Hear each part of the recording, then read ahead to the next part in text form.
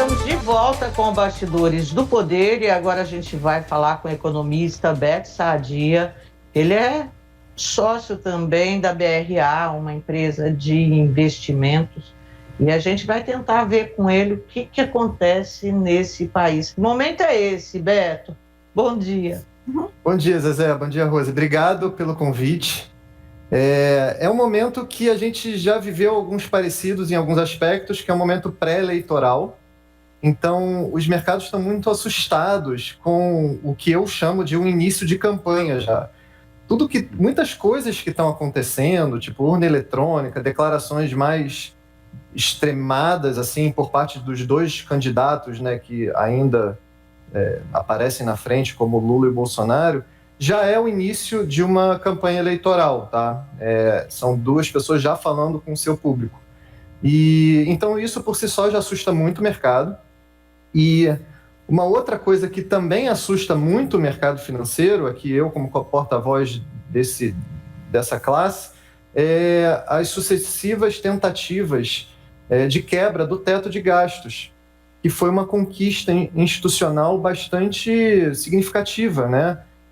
E daria uma certa estabilidade fiscal para o país e, por conta disso, uma boa reputação para investimentos tanto locais quanto investimentos estrangeiros, que é algo que a gente tanto precisa. Então, são essas duas coisas que estão deixando o mercado assustado. Todo o resto, inflação, Covid, a inflação ela já é um resultado dos estímulos que foram feitos no ano passado. Então, parte dessa inflação já era, de certa forma, esperada. Só que a gente teve a infelicidade também de ganhar de presente aí uma crise hídrica, um presente de grego, assim, uma crise hídrica isso foi. Que, diferente dos Estados Unidos, que está mesmo também com uma inflação alta, mas não tem esses elementos adicionais que o Brasil tem, entendeu? Beto, bom dia. Essa questão econômica do Brasil, o Bolsonaro tinha o posto Ipiranga, que ele sempre se referiu ao ministro da Economia. Tirando a pandemia e a crise hídrica, que são assim elementos que ajudaram, né, a você aumentar o desemprego, essa questão toda da economia, quais são as inércias ou a inércia do governo que pioraram ou que não levaram ao desenvolvimento da economia e que melhoraram a vida do cidadão brasileiro? Tá. De início foi os gastos muito grandes por conta da própria pandemia, tá? Por mais que seja necessário, o Brasil foi um dos países de economia madura que mais se gastou dinheiro para conter a pandemia. Tudo bem, alguns podem entender como necessário, tá? Mas a gente está vivendo um momento agora, subsequente ao ano pandêmico, em que a gente tem que agora fechar a torneira, tá? Porque a nossa dívida está muito alta. Em um país como o nosso não pode ter dívida alta, porque a gente tem uma moeda fraca.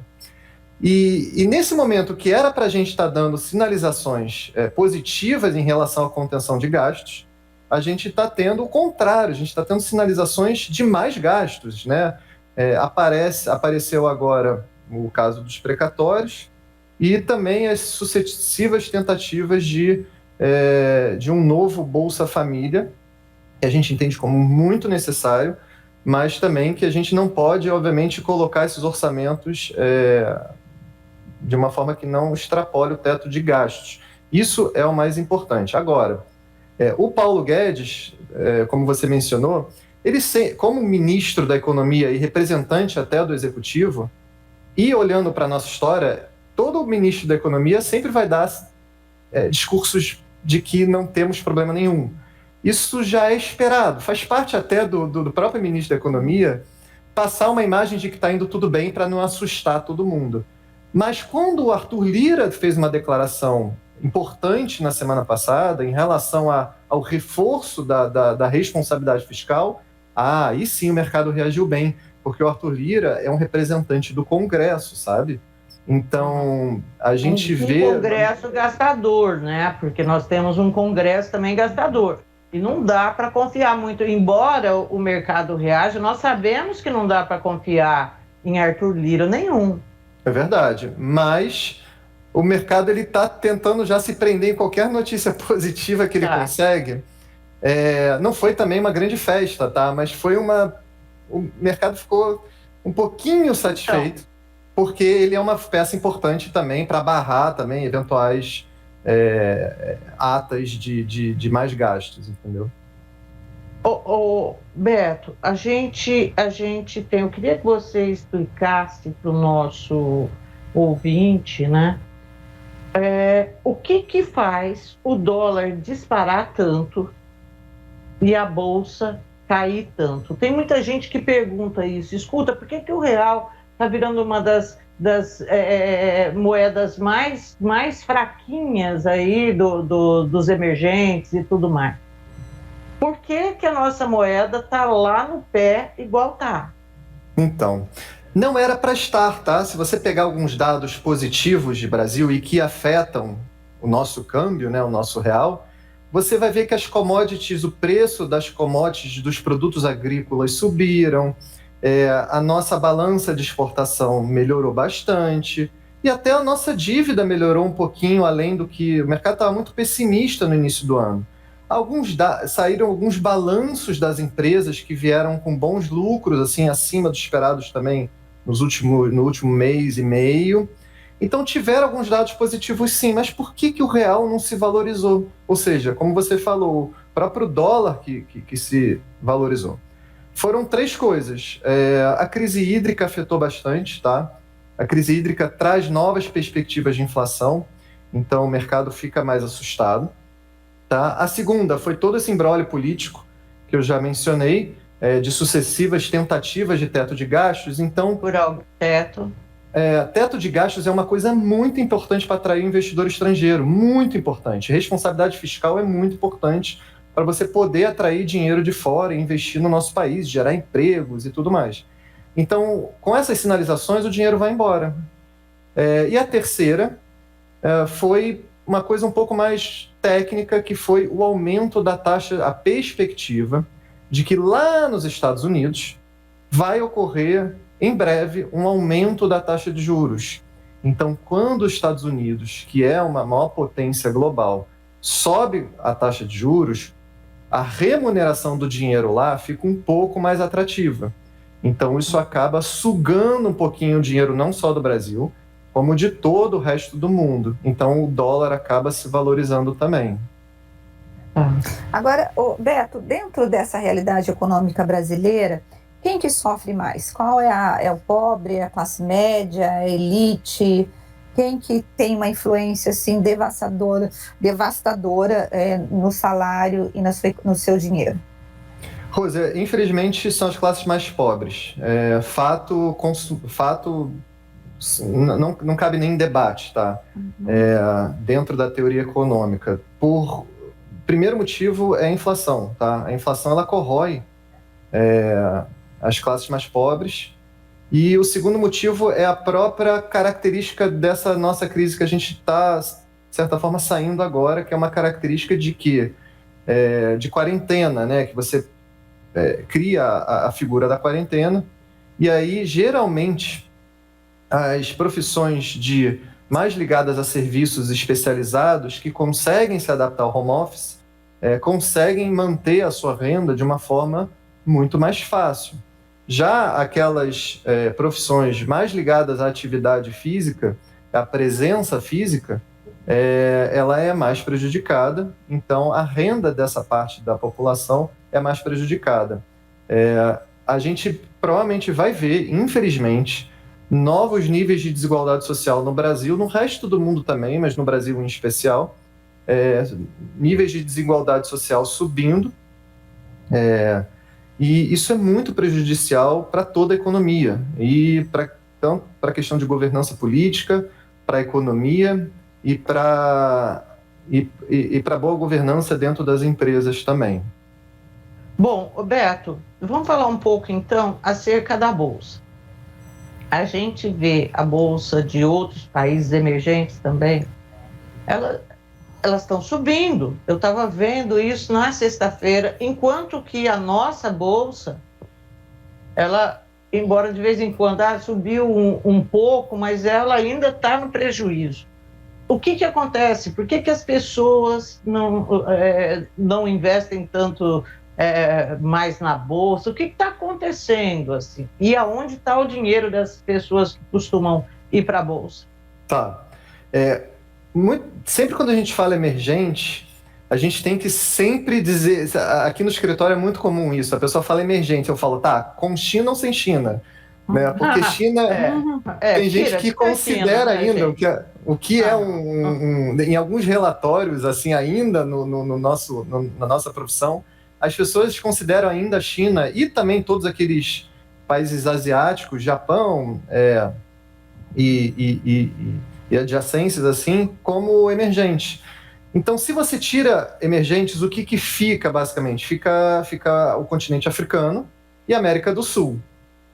A China está crescendo, tá? A China, mas vamos tirar a China, porque já é a segunda maior potência global e vai nos restar aí o continente africano e a América do Sul. Muitos desses países estão com bolsas até subindo por uma questão ruim, que é a inflação. Então, muitos desses países estão convivendo com taxas de inflação bem aceleradas e a bolsa, de certa forma, ela acaba sendo uma proteção contra isso, ela acaba se valorizando por uma simples correção da inflação. Tá? No Brasil, a gente ainda está em níveis abaixo ou mais ou menos equiparáveis ao nível pré-pandemia nas bolsas de valores, se eu olhar somente o índice, nosso principal índice, que é o índice Bovespa.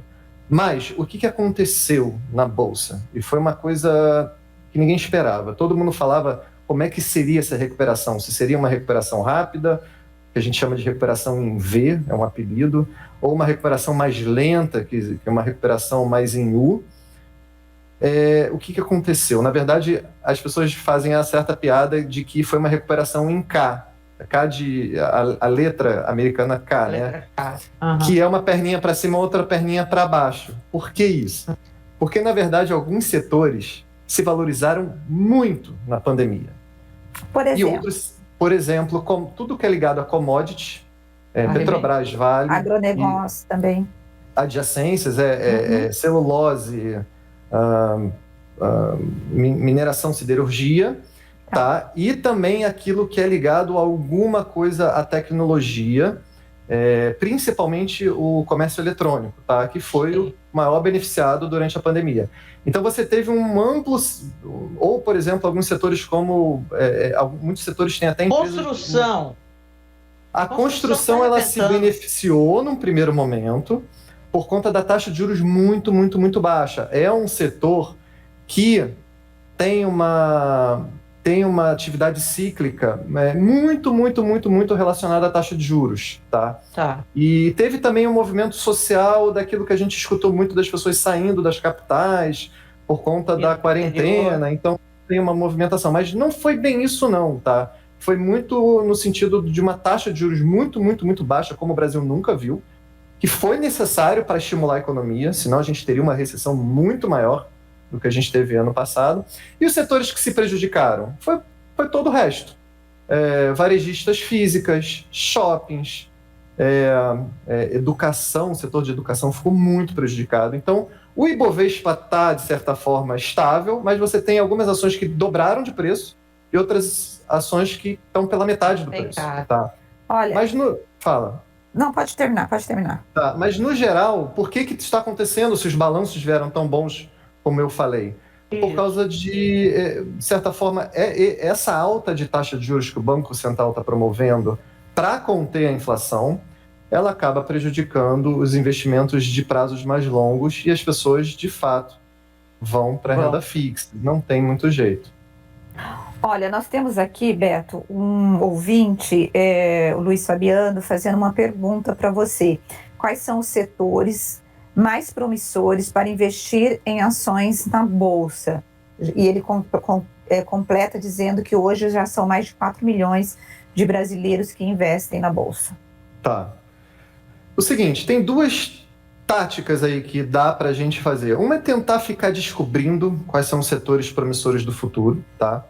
E a outra é você seguir uma linha de manter uma carteira diversificada e ter um pouquinho de todo o setor. né? Porque, de fato, se você olhar o passado recente, foi muito difícil fazer qualquer tipo de previsão em relação a quais setores tão, de fato, foram o futuro naquela ocasião. E também você tem uma outra questão que é mais importante ainda, eu já vou responder a pergunta dele, mas uma outra questão que é mais importante ainda é se o mercado percebeu também que aquele é um setor promissor e aquela ação já subiu demais a ponto de inviabilizar aquela projeção futura dele. Então, às vezes a gente encontra setores muito promissores na Bolsa, mas o mundo todo já sabe que é promissor, então isso acaba fazendo com que o preço suba e inviabilize rápido aquele investimento, tá? Mas quais são os setores promissores ainda que vão voltar, tá? O que está acontecendo agora no Brasil? A gente está numa segunda fase agora de abertura, né? Mais uma fase de saída da pandemia, a gente teve uma segunda onda, e alguns preços realmente ficaram muito para trás, que são esses preços muito ligados à mobilidade. Principalmente shoppings em geral, a mobilidade ainda está voltando, varejo físico e as empresas de educação também. Pode ser que eu esteja esquecendo alguns outros setores que estão com a mobilidade voltando. Por exemplo, o setor de ferrovias, o setor de rodovias, a concessão de aeroportos, as aeronaves e tudo mais, são setores que ainda, naquele esqueminha da letra K que eu falei, estão na parte de baixo. Eles patinam estão muito ainda, né? Ainda patinam na bolsa, ainda não voltaram. Então seriam esses setores ainda, se a gente tiver, de fato, uma mobilidade voltando, você vai ver esses setores se beneficiando mais. Agora, quando a gente pensa em recuperação da economia, você falou que a questão do... Ai, meu Deus, como que foi? Deixa eu refazer a pergunta. Quais são os impasses que impedem com que o investidor venha para o Brasil?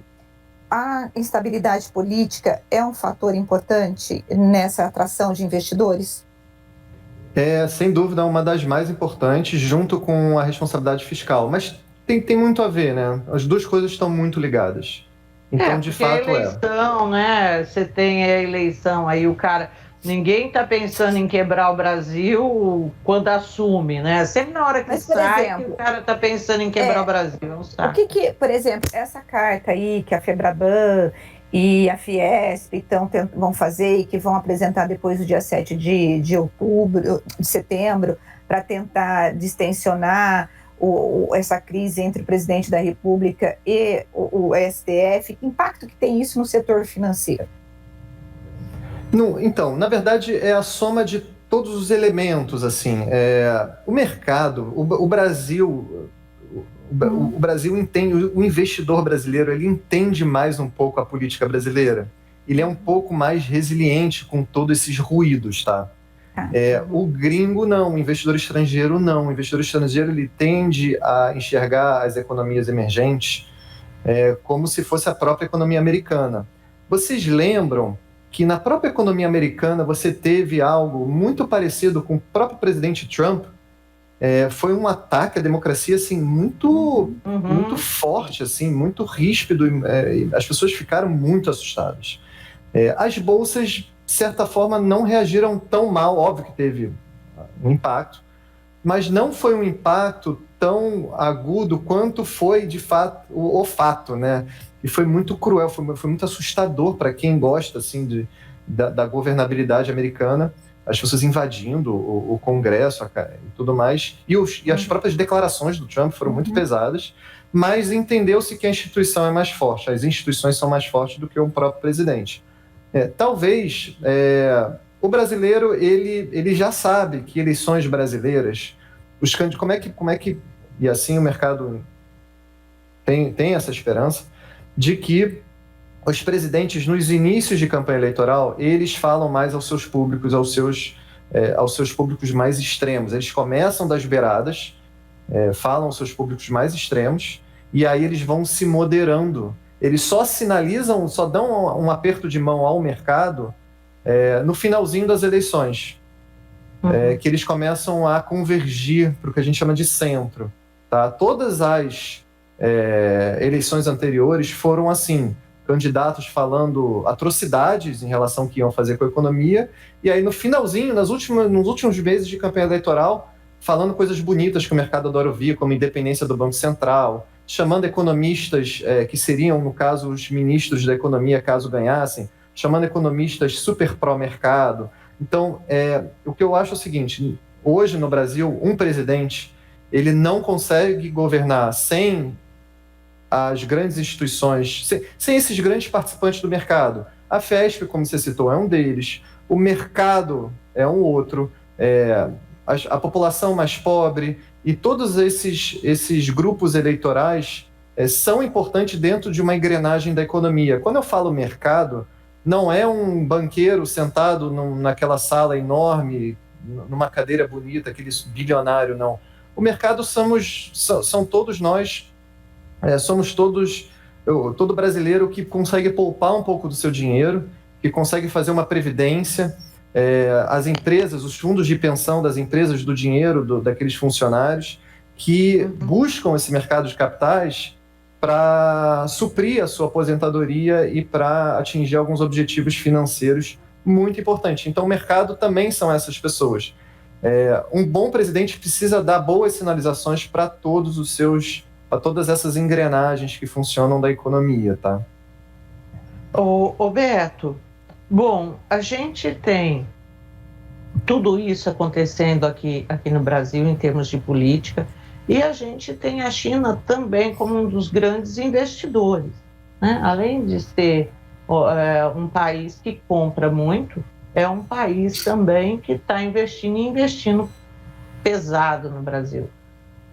E a China, no entanto, é um país ditatorial em termos de política, né?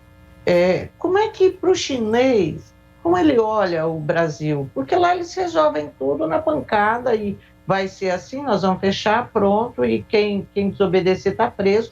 E aí eles veem um país como o nosso. Como que é lidar assim com um país, com um investidor chinês? Tá. O mercado financeiro foi surpreendido com as aventuras recentes do Partido Comunista Chinês em relação ao que ele está fazendo com essas empresas, que começou ali na financeira da Alibaba e aí se estendeu também para o mercado de educação e outros mercados de banking, né, desses aplicativos financeiros. O que eles estão fazendo? Será que eles abandonaram o livre mercado, o capitalismo? Assim, eu acho que a resposta é não. O que eles estão fazendo é exatamente o que os Estados Unidos quer fazer também, e não consegue, nem vai conseguir, provavelmente, que é uma campanha anti-monopólio dessas grandes empresas de tecnologia. E acabou se estendendo para outras empresas ligadas ao setor de educação, que tem também um aspecto de promover uma educação mais acessível e promover o que importa mais para o chinês nesse momento, que é a demografia. Eles realmente querem agora estimular tudo aquilo que eles proibiram, que é que o chinês tenha filho. Então, eles querem estimular o segundo filho, eles querem estimular o terceiro filho, e quanto mais filhos para você consertar a demografia que eles estragaram lá no passado, que eles modificaram por conta da proibição do segundo filho. Então, para isso, o acesso à educação barata ou até de graça é fundamental para que o chinês queira ter o filho dele, porque ele coloca isso como um dos principais custos na hora de decidir ter um filho. Então, e em relação às empresas de tecnologia, na verdade, os Estados Unidos está tentando fazer isso um pouco sem sucesso, que é esse poder infinito que essas empresas de tecnologia, em relação a dados, em relação a monopólio, em relação à influência, isso o mercado, muitos setores da economia americana entendem como uma ameaça também até à democracia. E a China conseguiu fazer isso numa canetada porque o próprio modelo econômico deles permite isso. Tá? Agora, a China vai comprar o nosso produto se o nosso produto for barato. Ponto final. E assim que funciona o comércio internacional. O que deixou o nosso produto barato? O dólar alto. Né? O nosso real se desvalorizou E é interessante que, por termos uma moeda flutuante, né, é exatamente esse o mecanismo que nos tirou de todas as crises brasileiras no passado. Foi pelo menos o início, assim, o gatilho que nos tirou de grandes crises, né? Quando o Brasil vive uma grande crise, a moeda se desvaloriza muito e a balança comercial melhora e a gente volta a gerar renda por causa das exportações. Quando você fala que a China vai comprar da gente se o nosso produto for barato, então eu posso entender ou reduzir as relações internacionais e os impactos do governo, da forma como o governo se relaciona com a China, só nessa questão do preço? Então, quando um Bolsonaro, o filho do Bolsonaro, vem e fala mal da China, tem um relacionamento complicado com o mercado chinês, isso não influenciaria na vinda de novos investidores ou isso é um problema também? Isso é uma pergunta. A segunda pergunta, eu estou lendo um livro sobre a China e os Estados Unidos, e o livro é sobre quem vai vencer essa guerra, né? Na sua percepção, quem que está avançando aí, a China ou os Estados Unidos, nessa geopolítica do mundo? Tá. Sobre a primeira pergunta, a primeira pergunta foi... Em relação, por exemplo, você disse que o que vai vender, a China só vai comprar se o valor foi baixo dos produtos, né? E aí eu perguntei, então essa questão política de relacionamento entre os chineses e o governo brasileiro não influenciaria ou influencia? Tá, influencia demais, só que geralmente essas relações comerciais tem uma frase que eu gosto muito, onde bens passam, soldados não passam, né? Where goods travel, soldiers don't travel. Ou seja, boas relações comerciais com países, elas começam primeiro no micro, né? Elas começam primeiro dentro das empresas, e aí depois o governo, obviamente, entra para institucionalizar essas relações e, eventualmente, com alguns benefícios fiscais, algumas isenções fiscais dentro desses dois países, procura se estabelecer o que dois países têm de mais eficiente em relação àquilo que ele produz, para depois ocorrer essas trocas, os tratados de livre comércio que o Brasil tem com vários países, mas, de fato, o mais importante é a relação corporativa que essas empresas têm, tá? Depois, obviamente, vem a relação institucional de governo. Mas o que está acontecendo é um pouco do que eu falei, assim, os nossos governantes, eles estão mais preocupados hoje, eles não estão preocupados tanto com a economia, eles estão mais preocupados em levantar bandeiras e falar com seus eleitores nesse momento. Que é a história da antecipação da eleição. Exato. Então prejudica sim a economia. As empresas exportadoras, na hora, chamam esses governantes que falaram essas atrocidades, chamam para dar uma declaração contrária e, em alguns casos, até ameaçam, né? Ameaçam retaliações, porque, na verdade, muito se investiu em alguns setores para que venha um governante e fale, jogue esse balde de água fria. Às vezes foram feitos investimentos em portos, às vezes foram feitos investimentos em instalações comerciais para exportação para a China ou compra de grandes mercadorias chinesas. E aí, quando vem um presidente ou um governante e fala alguma coisa desse tipo, a pessoa exige uma carta-resposta. Fala, olha, eu coloquei aqui bilhões de investimentos para gerei não sei quantos empregos para produzir para a China e você fala isso, eu quero os meus direitos, sabe? Então tem isso também.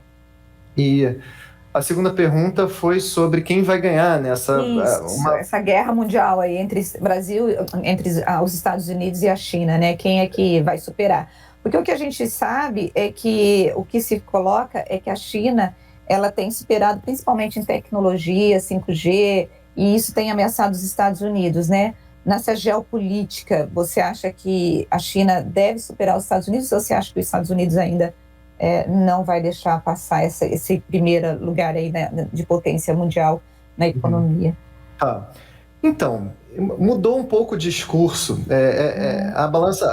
O debate da balança comercial é um debate ainda pré-pandemia, ficou um pouco adormecido, assim, tal. O mercado, ele ficou muito revoltado, assim, com tudo que aconteceu com essas políticas antitrust. Vou te dar a minha percepção do que eu li de alguns analistas, tá?